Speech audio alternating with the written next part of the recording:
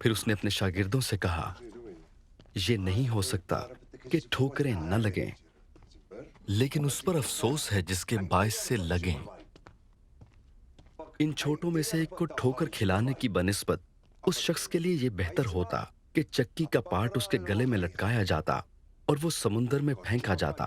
खबरदार रहो, अगर तेरा भाई गुनाह करे तो उसे मलामत कर, अगर तौबा करे तो उसे माफ कर, और अगर वो एक दिन में 7 दफा तेरा गुनाह करे और 7 दफा तेरे पास फिर आकर कहे कि तौबा करता हूं, तो उसे माफ कर।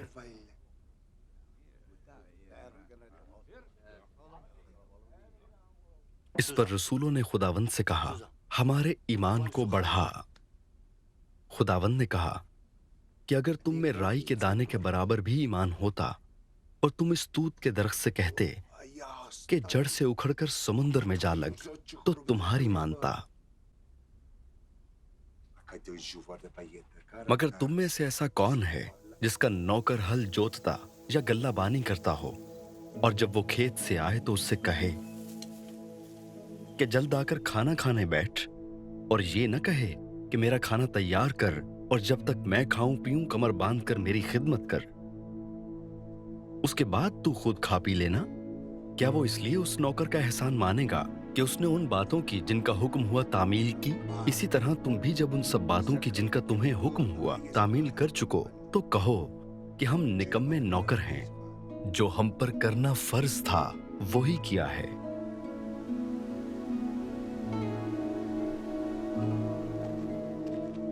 और ऐसा हुआ कि यरूशलेम को जाते हुए वो सामरिया और गलील के बीच से होकर जा रहा था, और एक गांव में दाखिल होते वक्त 10 कोढ़ी उसको मिले।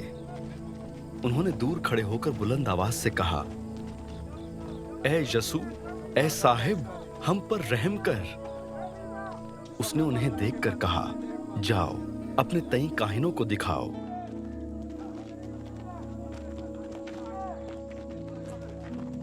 और ऐसा हुआ कि वो जाते जाते पाक साफ हो गए। फिर उनमें से एक ये देखकर कि मैं शिफा पा गया, बुलंद आवाज से खुदा की तमजीद करता हुआ लौटा और मुंह के बल यसू के पांव पर गिरकर उसका शुक्र करने लगा, और वो सामरी था। यसू ने जवाब में कहा, क्या 10 पाक साफ ना हुए? फिर वो 9 कहाँ हैं? क्या इस परदेसी के सिवा और न निकले जो लौटकर खुदा की तमजीद करते? फिर उससे कहा, उठकर चला जा, तेरे ईमान ने तुझे अच्छा किया है।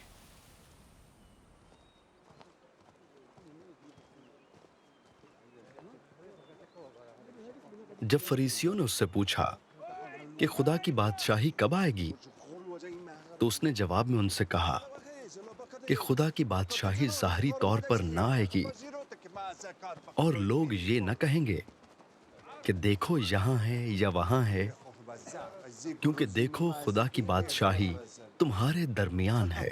उसने शागिर्दों से कहा, वो दिन आएंगे कि तुमको इब्ने आदम के दिनों में से एक दिन को देखने की आरजू होगी और न देखोगे, और लोग तुमसे कहेंगे कि देखो वहाँ है या देखो यहाँ है, मगर तुम चले न जाना, न उनके पीछे हो लेना।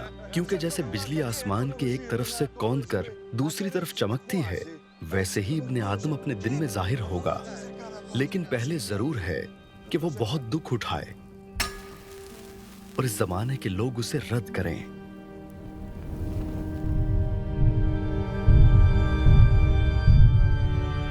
और जैसा नूह के दिनों में हुआ था, उसी तरह इब्ने आदम के दिनों में भी होगा कि लोग खाते पीते थे और उनमें ब्याह शादी होती थी, उस दिन तक जब नूह कश्ती में दाखिल हुआ और तूफान ने आकर सबको हलाक किया।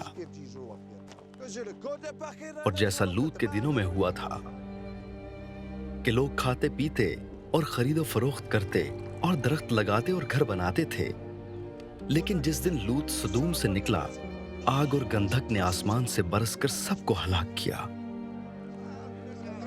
इब्ने आदम के जाहिर होने के दिन भी ऐसा ही होगा उस दिन जो कोठे पर हो और उसका असबाब घर में हो, वो उसे लेने को न उतरे, और इसी तरह जो खेत में हो वो पीछे को न लौटे। लूत की बीवी को याद रखो, जो कोई अपनी जान बचाने की कोशिश करे वो उसे खोएगा, और जो कोई उसे खोए वो उसको जिंदा रखेगा। मैं तुमसे कहता हूँ कि उस रात दो आदमी एक चारपाई पर सोते होंगे, एक ले लिया जाएगा और दूसरा छोड़ दिया जाएगा। दो औरतें एक साथ चक्की पीसती होंगी, एक ले ली जाएगी और दूसरी छोड़ दी जाएगी।